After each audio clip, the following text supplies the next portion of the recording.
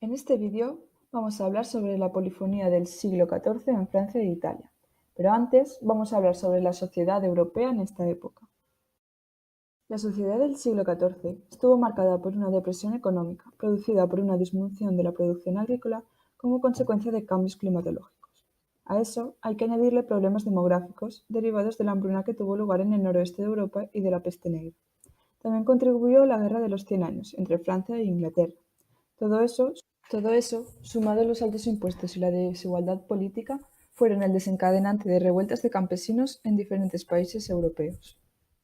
La Iglesia también entró en crisis, ya que su autoridad empezó a ser cuestionada.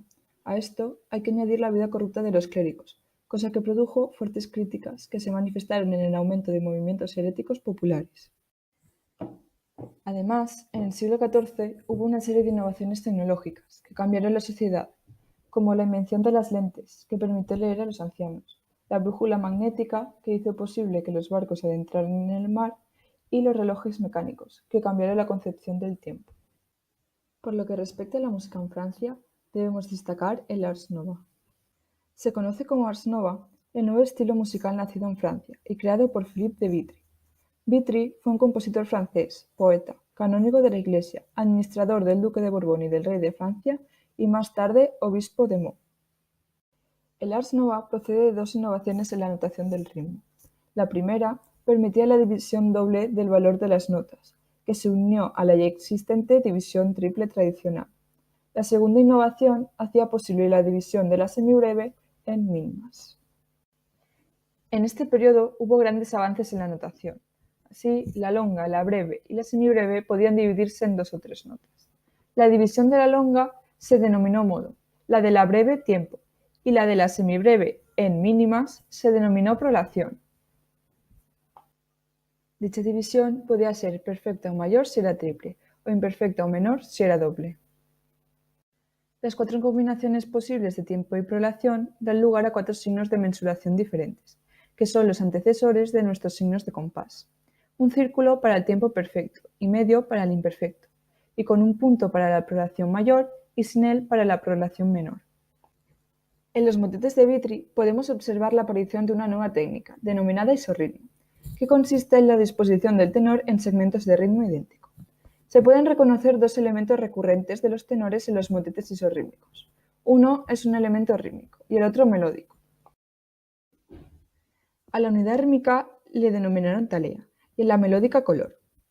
Otra técnica nueva que apareció fue el ocketus, mediante la cual 2 voces se alternaban y se sucedían rápidamente.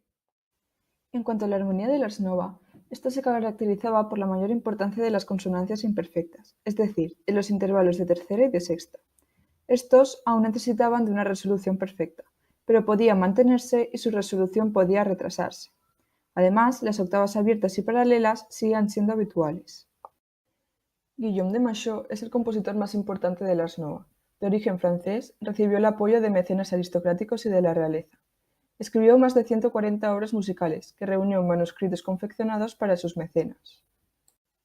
Los motetes de Machaut, al igual que otros de esta época, son más extensos y rítmicamente más complejos que otros anteriores, e incluyen pasajes isorrítmicos y de ocketus en las voces superiores.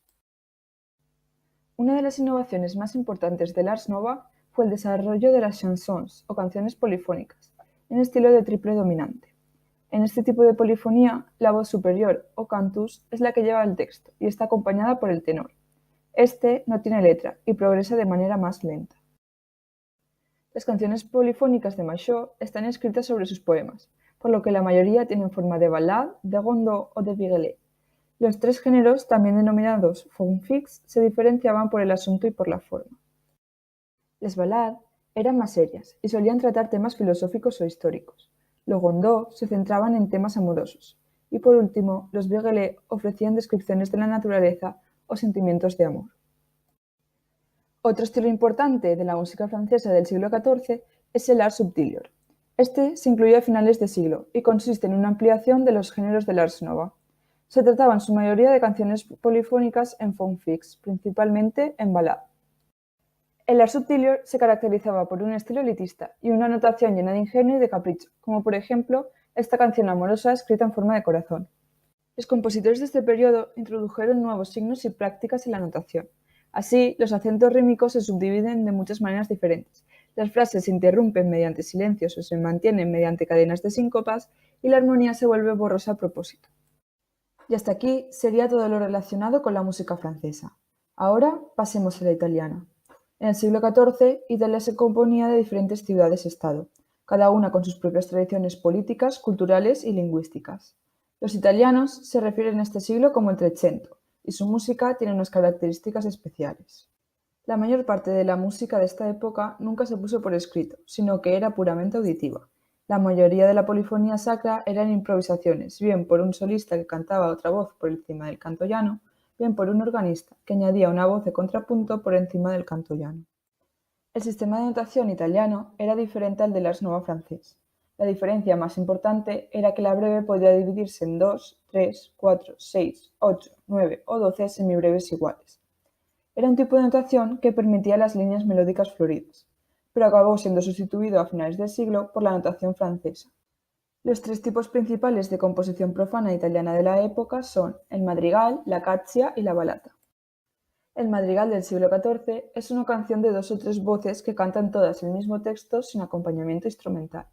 Se componen de 2 o más estrofas de 3 versos, cada una con la misma música, seguidas por un ritornelo, que era el último par de versos de la composición, con una música y un compás diferentes.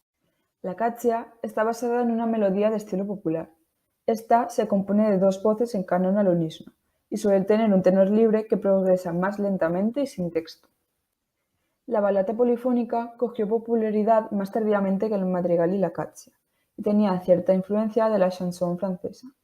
Este tipo de composición polifónica tiene la forma A mayúscula, B, B, A minúscula y A mayúscula, y un estribillo o ripresa se canta antes o después de una estrofa. Finalmente, los músicos de esta época distinguían los instrumentos basándose en el volumen sonoro, utilizando haut y basse para el volumen y no para el registro. Los instrumentos bajos más habituales eran las arpas, fídulas, laúdes, salterios, órganos portátiles, flautas traveseras y flautas dulces. Entre los instrumentos altos destacan las chirimías, las cornetas y las trompetas.